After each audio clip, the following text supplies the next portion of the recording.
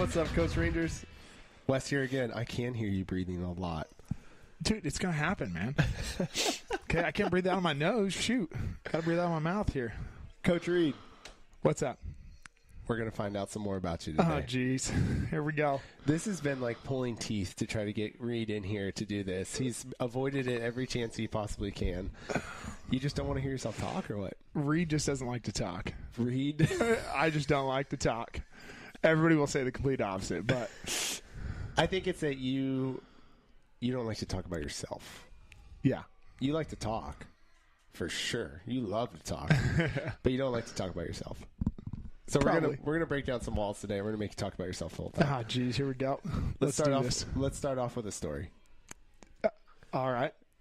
So, getting ready for this interview, I hit up some of your friends just to see, any funny stories out there I should know about. And specifically, James told me I should ask you about that time. This is his words, not mine. That he whooped your ass in a wrestling match at his house. Can you tell us about that? Well, so a little background though about James. He when I moved over here, didn't really have any friends, didn't know anybody. Came from Modesto, and when I started going to West Valley, started playing baseball, I met James Hitano and started hanging out with him a lot. Ended up going to his house all the time. A few months down the road, I end up finding myself sleeping on his couch half the time, and his parents were like, you know what, why don't you just stay here? So they went in their attic, they pulled out a single bed, and they put it on the ground in the corner of his room, and I slept there for about a year and a half. I lived there with him and his parents. They took care of me while I was playing baseball at West Valley with him. Even when he went to Chico to go play baseball, I still lived there. Still slept on the same bed, just stayed there the whole time. But That's all rent-free and... oh yeah, rent free. They took care of me. It was awesome. Oh my God, it that's was great. freaking cool. They are like another set of parents for me, and I will do anything I possibly can to help them out in the future with whatever. They're awesome. They took care of me big time. So would you consider James like your brother? Yes, for sure. James is my brother. He also... I'm going to have to put explicit things on this, but he also told me to tell you, fuck you. Yeah, all the time. So me and that guy would, before games, we would actually, the night before, we would get some whiskey. We'd have a glass of whiskey before every single baseball game. The night before, we'd go to sleep. We'd wake up. We'd feel great. We'd go play our game. He would end up doing pretty well, and I would end up just cheering the guy on, and it was just a good time. He was my brother, and definitely I owe that whole Hitano family a lot. But when it comes to your question about him whooping my ass, there would be a few times we'd get a little out of hand. It wouldn't just be me and him wrestling. He would get his ass whooped by his dad plenty of times, too. The reason why, I will say, yes, he did whoop my ass. Oh, okay. But it's just unfair. His dad, from 1990 and 1991, he was number one in USA in his weight class for judo. For judo? His dad was. Oh, yes. wow. Okay. And his Okay. dad was supposed to be the guy who, in our weight class here for Team USA, went to the Olympics in 92. His coach, though, came out of retirement, who went to the Olympics 4 years before in 88. His coach came out of retirement, and he had to go up against his coach. His dad did, and he ended up losing to his coach. So his coach ended up going to the Olympics instead. But his dad, for those years, was number one in USA in judo. So James growing up was supposed to be the next in line. Oh, wow. So James did judo his whole life, kind of growing up. He got to a stage though where he got out of doing judo and he just wanted to keep playing baseball. Okay. But that's the reason why. His dad is a badass already, and him doing judo the whole time. I have no wrestling, no judo background. His dad was like 56 years old, and he would still whoop both of our asses. We couldn't get out of any grip. His grip strength was unbelievable. Oh, I'm sure, man. But that is my reason why he whooped my ass, because he had all those years of training beforehand. Okay. And I had nothing. I was going off brute strength. That was it. It was just trying to get him into a headlock, and that was about you're just it. going for chokehold after chokehold after Exactly. chokehold. Yeah. I didn't know any technique, nothing. And he's just like pulling you out of those. He's like, no, get out of here. Armbar. You're done. Yeah. He's like, I got you in the legs. You're good. You're done. Okay. Like, I had nothing. So I was just going off brute strength. That guy was going off all technique, and technique's probably going to beat brute strength most of the time in that one. Always. Just like CrossFit. Yeah. Just like CrossFit. Great, man. Okay, cool. So let's take a step back. That's awesome. Reed, where are you from? Modesto, California. Born and raised. Yep. Okay, awesome. And why Modesto? Did your family grow up there? Or? Yeah, Dad's family did.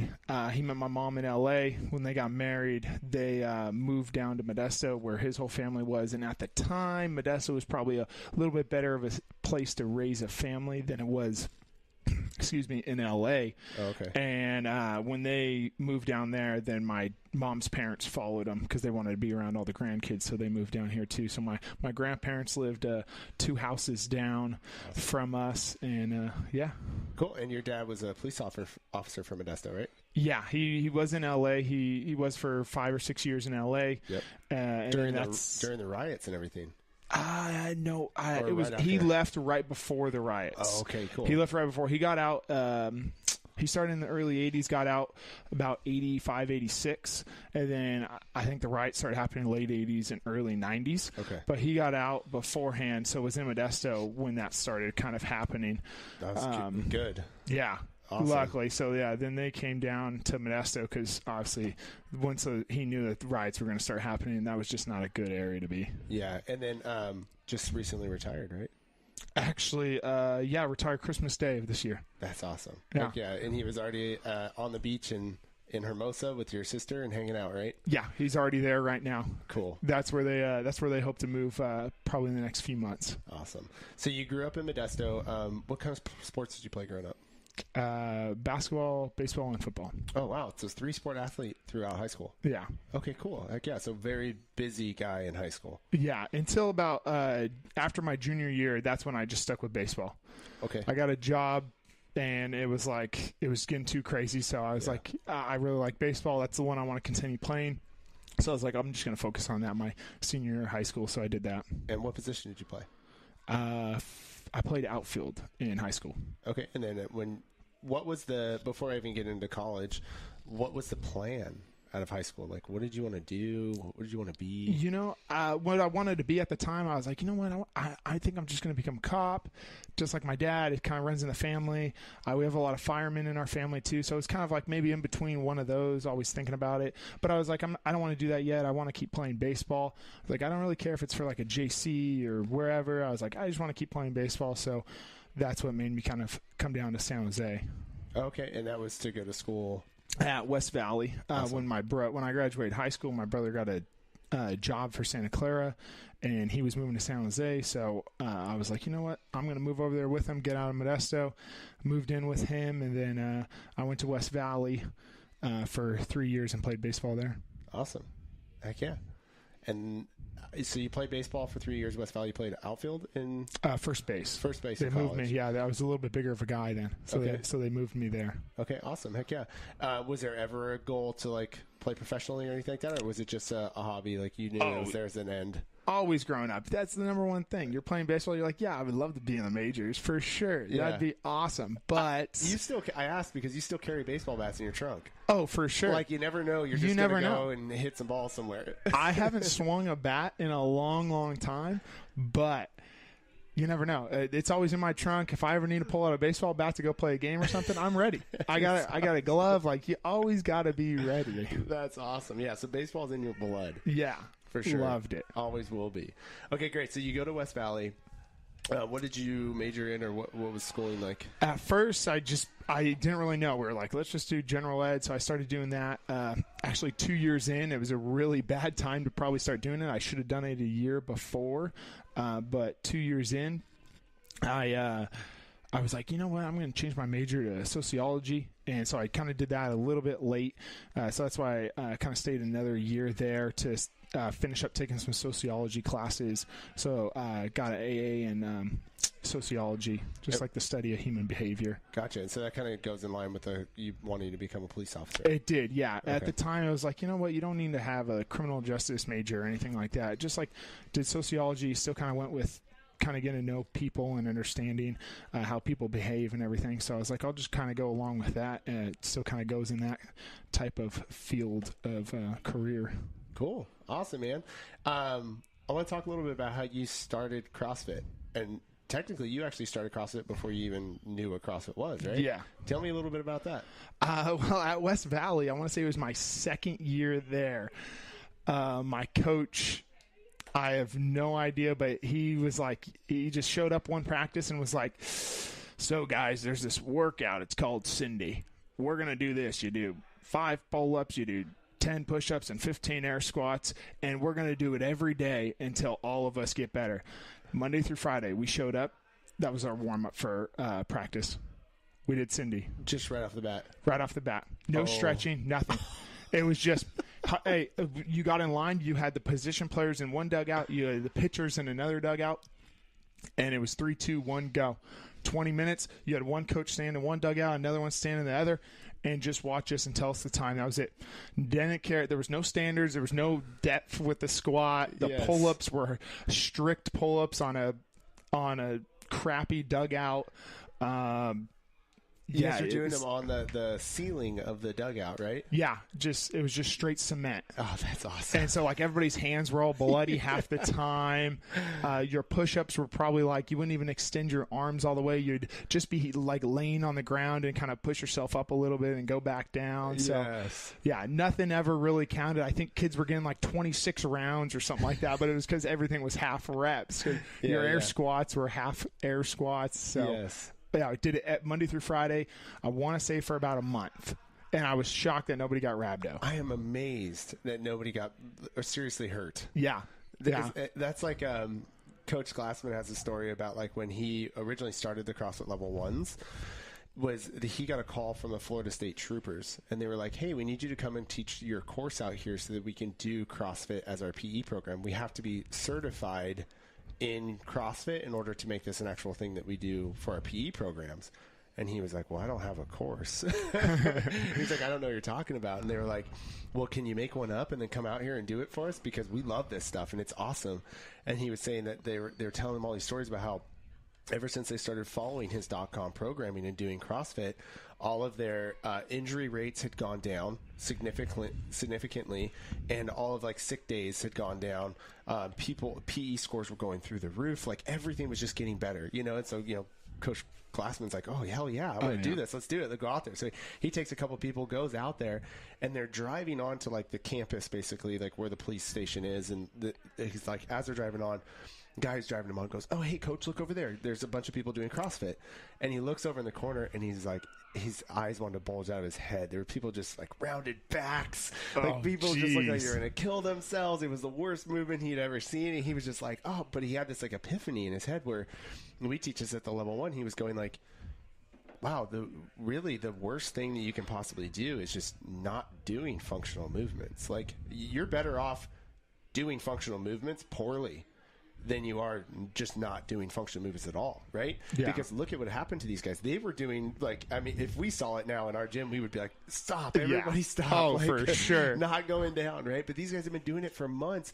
Injury rates were going down. PE scores were getting better. People were getting healthier just because they were doing functional movements. And that's probably what was happening with your guys' baseball team, right? It was like, yeah, maybe it wasn't the greatest of form at all, but at least it was just like a body weight movement, right? And like it's just so powerful what like functional movements can do for somebody, even if they're done incorrectly. You know what I mean? It's like it's better than not doing anything at all, sitting on the couch, right? Yeah, for sure. Awesome. So that's cool. So that's your first introduction to CrossFit. And at the time, did you know what CrossFit was, or did you? No. All we knew is he was like, yeah, we're doing this workout, Cindy. He didn't really tell us CrossFit or anything, but all we knew that there was other workouts like it. and he called them the girls, and there was other workouts like it, and we all hated Cindy, and we were like, can we do a different one? No, did the same one every day, because we didn't know what the other movements were for the other ones. And obviously at a baseball field, that was like the only thing we really could do. Yeah, for sure. Couldn't do any of the other there's definitely benchmark some workouts. other ones you guys could have done, but I think he was just like, no, I like crushing you guys. Yeah, we're just going to stick with this one. A 20-minute warm-up before we start taking batting practice. So was your coach doing CrossFit then? No, not at all. Oh, he just saw it somewhere, heard about it, and was like, we're doing it. Yep, there was nothing to it. No technique, no intelligence behind it. It was just like, hey, I saw this. Let's start trying it. Started doing it. Said, we're just going to do it every day. That's awesome. So that's how we kind of started it.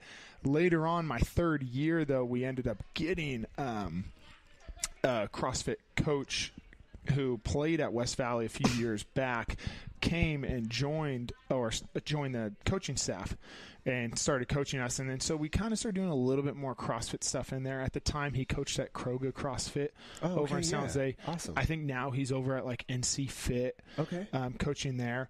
But that was my third year. This was my second year, though. We had no clue what CrossFit was. Cool. Very no cool. Clue. So what at the time? What was fitness to you at the time? What did you do to stay in shape?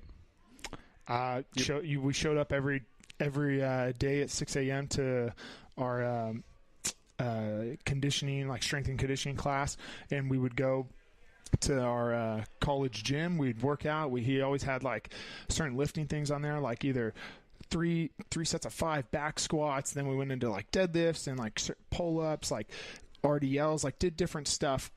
We never did too crazy like overhead stuff because it was always like baseball players. We don't want to hurt the shoulders or anything like that. Yeah. But we would just do typical like squatting, deadlift, a little bit of pulling, stuff like that. So you guys at 6 a.m. Cool. You guys had a strength coach that was making programs for you, and you were just following along whatever they said to do. Yes, awesome. We did that at from like 6 to 7:30, and then after that we'd go take our classes. Then whenever we went out to practice, we started with Cindy. That's awesome. So you're a pretty fit dude. I mean, like you're doing. I thought so. Yeah, for sure. I thought so. Yeah, awesome. Heck yeah. Okay, and then fast forward a little bit. How did you actually like start hearing about CrossFit? What made you start thinking about it? Or so the next year, after we kept doing Cindy, James ended up looking more into CrossFit and figuring out what it was. So he was like, "This is really cool." He's like, "I want to start doing this." So he kind of would start doing a little bit of it just in his garage. Okay. I would kind of do maybe a little bit with him when I was there. And then he's like, you know what? He's like, the 2014 regionals are going to happen in San Jose State. Mm-hmm. He's like, let's go there and watch. So I was like, all right, I'll just go with you. I wasn't really doing it yet or anything, but he was like all into it. I just went to kind of go support the guy.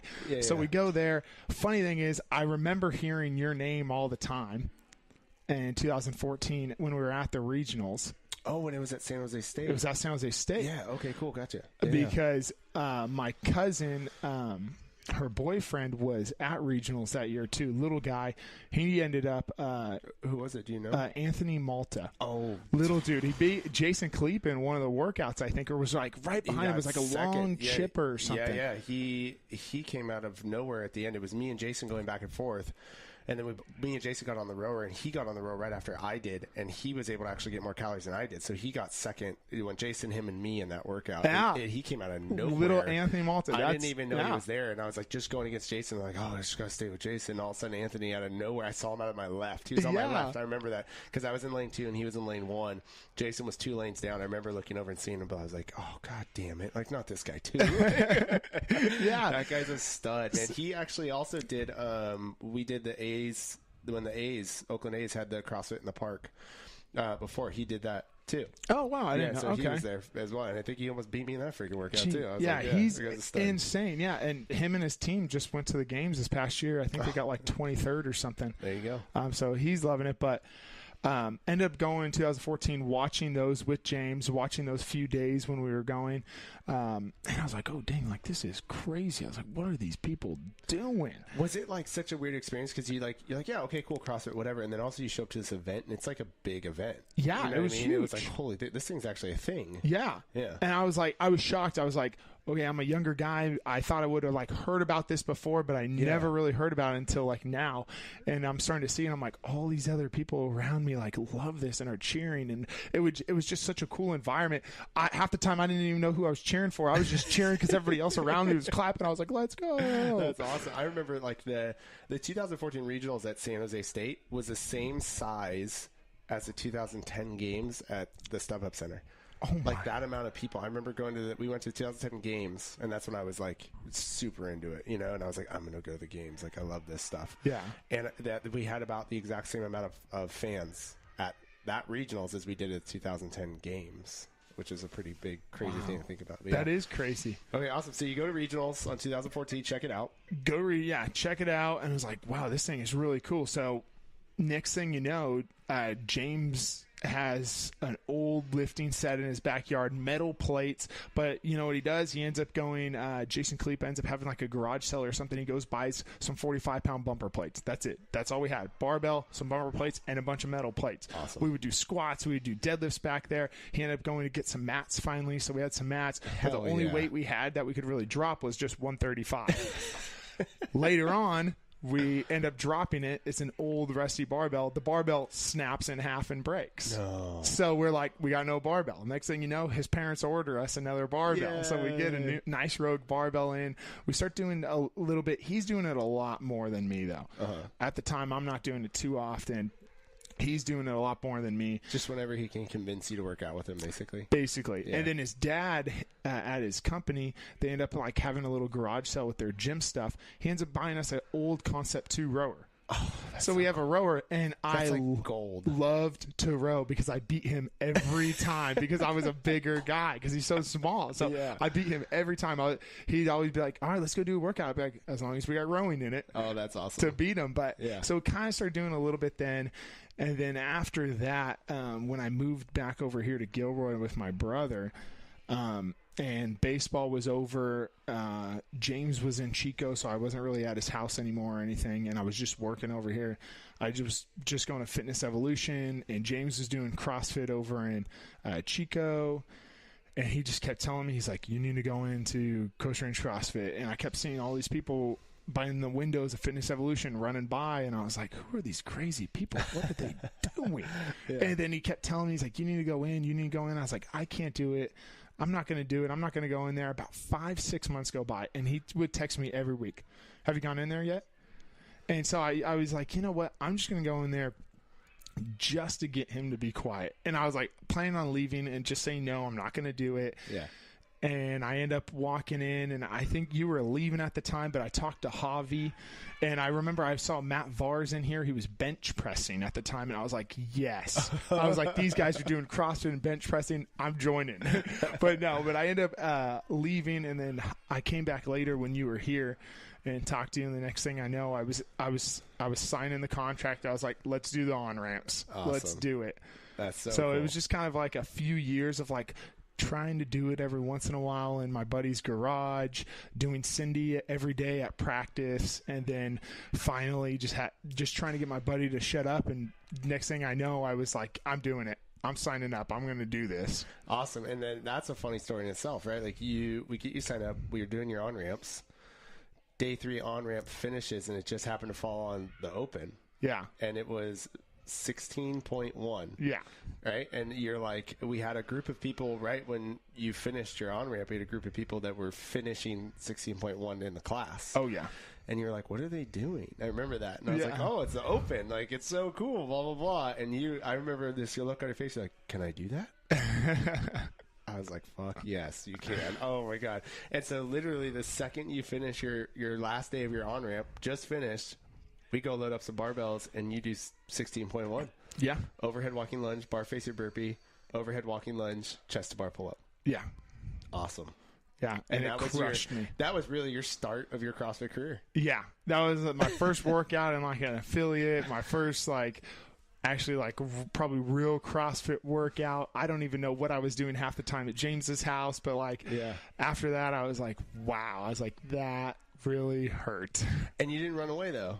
No, yeah, I think you were like shocked that I came back in 2 days. I legitimately, like, this isn't messing around. I thought, like, okay, that was it. He's gone. Like, we're not going to see him again. But for like, that was cool for me to see, so it was totally worth it. You know what I mean? Like, I was like, that was just the fact that you were so stoked to do it, and then you did it, man, and like legit too. You moved really well, and I was just like, this is so rad. I was like, this guy's never coming back for sure, but this is rad, you know? Like, and then you came back. What made you come back? Why did you stick with it?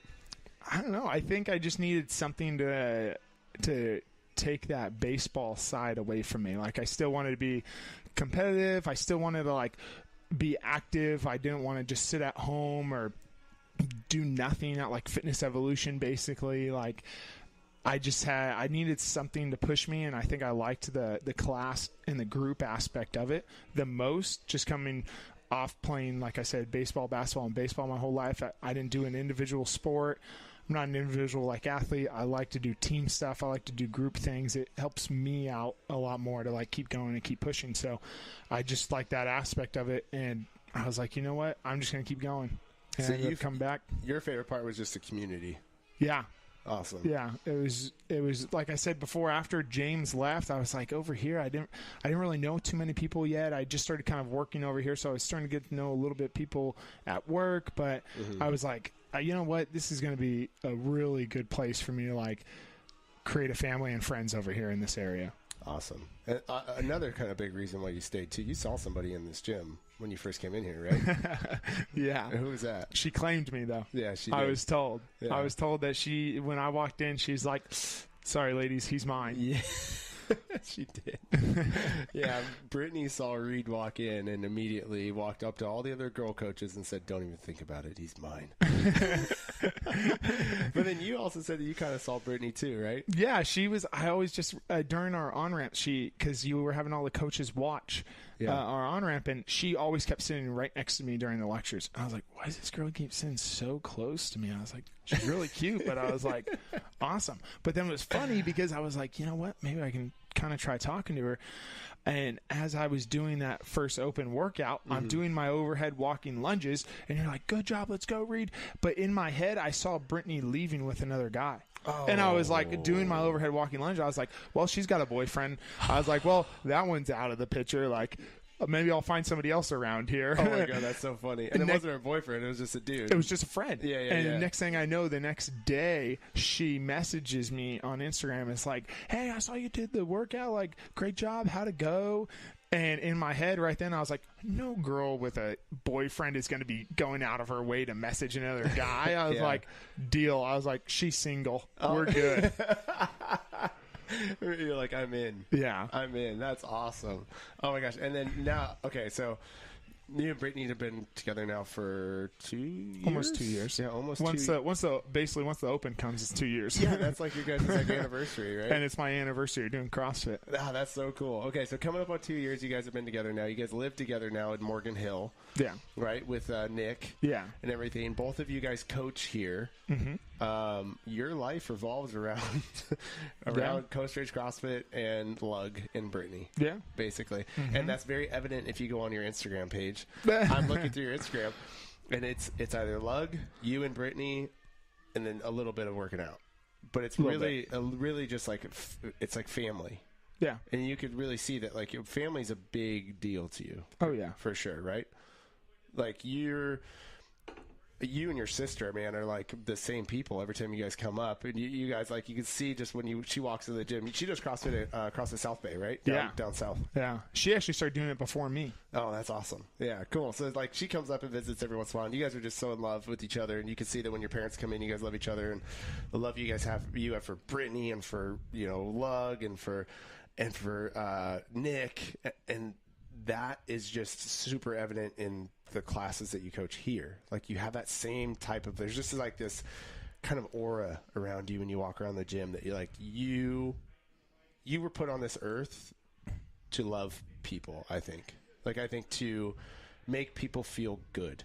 Like, you are that's your job, in my opinion. I think, because I remember the first day you walked in here, when you were asking questions about pricing and all that sort of stuff, and I remember, like, in my head, like, this guy's not, and like, he needs to be a part of this gym. Like, you get that feeling when people walk into the gym.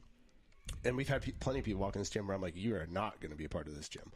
And you get that feeling too, you know what I mean? And like, when you walked in, I remember being like, I don't care what whatever this guy needs to pay is what he's going to pay because he needs to be a part of this gym. And I remember right after the on-ramp was over thinking the exact same thing. I'm like, whatever needs to happen, this guy needs to be a coach because you have that aura around you. I said the same thing when Junior walked in to this gym, you know, and everybody would say that about Junior too. Same thing when Alex walked in. Everybody would say that about Alex. Like there's something about you, and I think it is your family. Your family is that way. Your sister's that way. The second she walks in the gym, you can see it around her. Like she's just like, I want to talk to that person, you know. So you can. No idea where I'm going with this besides just, you know, tooting your own horn and making you feel good. But just know that, like, yeah, we knew the second that you walked into this gym that you were going to coach eventually someday. I know you didn't know that, but we knew that. I know Junior and Alex kept telling me I was. Oh, yeah, for sure. They kept telling me I was going to. Yeah, because you can see it, right? You can feel it with people. Okay, so you've been coaching now with us for how long? It's like exactly a year. I feel like it's been forever. Yeah. Like you've always been here. I felt like the same way kind of I was talking with Adelina the other day and we were doing the same thing.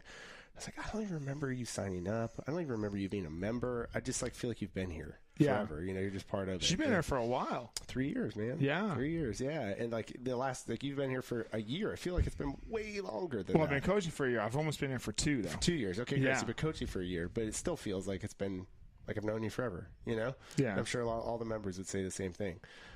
With that being said, how do you enjoy? I know when we first started getting you coaching, you were not having a very good time. No, it was just kind of like, hey, I had a baby. Here you go. These are your classes. So I was like, I don't know what I'm doing. I was like, as long as somebody doesn't get hurt or die that day, I think I'm good, right? Yeah, Reed definitely had the fast track course to coaching. That was for sure. Yeah, I just didn't. About 5 weeks faster than we thought it was going to be. I just didn't feel like I was ready at the time whatsoever. I felt like I still needed a lot longer. I've never really coached. The only coaching I ever really did was like maybe some summer baseball, like little league camps for younger kids, and that was about it. Mm-hmm. And that was just to get some like summer money. Yeah. Yeah, I didn't really do any coaching, so I was still like trying to learn the coaching aspect. I think like Brittany, she coached gymnastics before. She kind of knew how to coach. Mm-hmm. I don't know what Alex and Junior really did, but I think Junior did a little bit of coaching maybe beforehand, so he kind of had a little bit of an idea. Yeah. But I was like coaching wise, I was just like, I didn't know what to do. Mm-hmm. I just felt lost all the time. Yeah. So at first I was always just very nervous, very scared. The members scared me. I was like, I don't want to like hurt anybody's feelings or anything. Then like as time went on, as I got more and more comfortable, I was like, you know what? I was like, these are my people. Like these people are going to listen to me. I was like, they're going to end up doing what I'm saying because they know that all I'm trying to do is look out for them. And like, I really care about every member who's in my class. I just want to be able to take care of them and try helping them out as much as I possibly can. Yeah. And you can see that. That's when we go to hire a coach, we could care less if they've ever coached before, because we know that what you can't coach is that person that you are, that ability to, when you're around, like you just want to be around you. You know what I mean? Like everybody would say that. Like I know every time that me and Meg are like, hey, you know, let's go do something today. Let's go to Run Shop and like hang out or something like that. It's like, let's go see what Reed and Britt are doing. Like, because you want to be around that, and you can't coach that into somebody. If somebody walks in the gym and they're an asshole, they're an asshole. You can't make them they are that person, you know? But what you can teach somebody is how to see a fault in an air squat or how to see a fault in a press. You know what I mean? Yeah. That's easy stuff. It just takes time. You can never make somebody a good person. They just are or they aren't. So when people walk into our gyms, me and Megan like always laugh. Like we know if somebody's going to be a coach the second they walk into our gym, because they just either are that good person or they're not, you know? Yeah. And we also call it the car test. Oh, yeah. So I think I for sure passed the car test. Me and Meg already had that.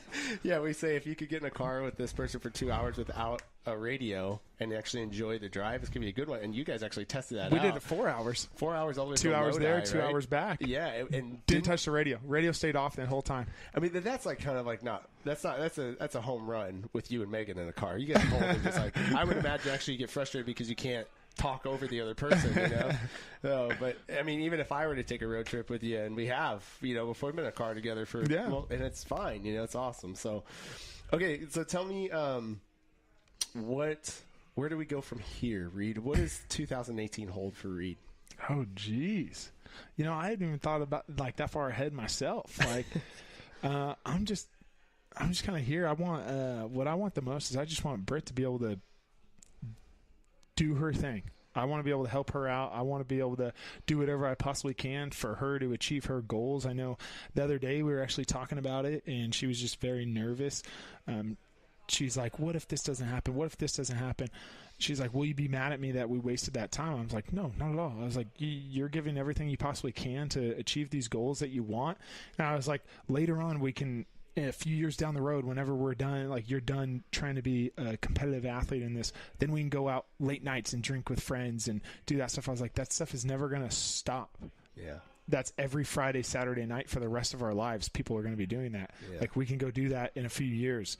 So I just want to be able to try helping her out the best way I possibly can for 2018 and see what she can do, and being lugger behind her the whole time. So that's all that I've really thought about for 2018. I haven't really thought about too much for myself though, but I'm just going to kind of go with it every day and see whatever that day takes me to, or whatever ends up happening that day. Cool. Awesome, man. All right, well, I'm going to ask you a few questions that we try to ask everybody that's going to be on this thing, okay? All right. First question. If you could tell yourself one thing when you first started doing CrossFit that you know now after being in this for a couple of years, what would you tell yourself?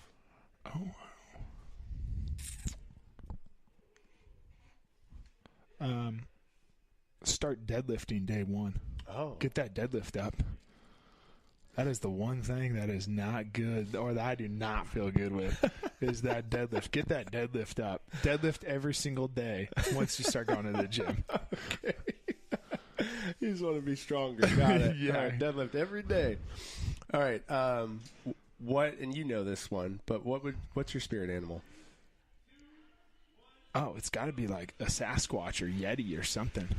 Yeah, they're both the same. I know Britt says one's in the winter time and one's not, but I like Sasquatch or Yeti, just a big, hairy, bearded man. Awesome. That lives in the woods and that people kind of know about him, but they never really see him too often. Yeah. Awesome. Okay, last thing. Tell me one thing that you're scared of. Snakes. Yeah, fuck snakes. Dude, you know what scared me too? Yeah, is that freaking your nephew's just got one. Oh, yeah. That scares the crap out of me. And I know Lauren's scared.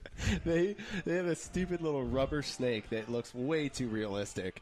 And the best part is my father-in-law, they get him because he's terrified of snakes. No, it's not that. They got a real one. Oh, the real one. Oh, yeah, they got a real snake. That's and right. Lauren's I thought you were talking about the fake one that they get everybody with. No. Oh, yeah, you're right. They did get a real snake. I'm talking about You're Liam's over there holding that thing, and he's 4 years old. I'm Yeah. 23, and I'm freaking out. No, thank you. It's a devil. It's the devil. Yeah. Right? I mean, that's what they said in the Bible. It's a devil. Yeah, I The believe devil it. is a snake. So, yeah, no, thank you.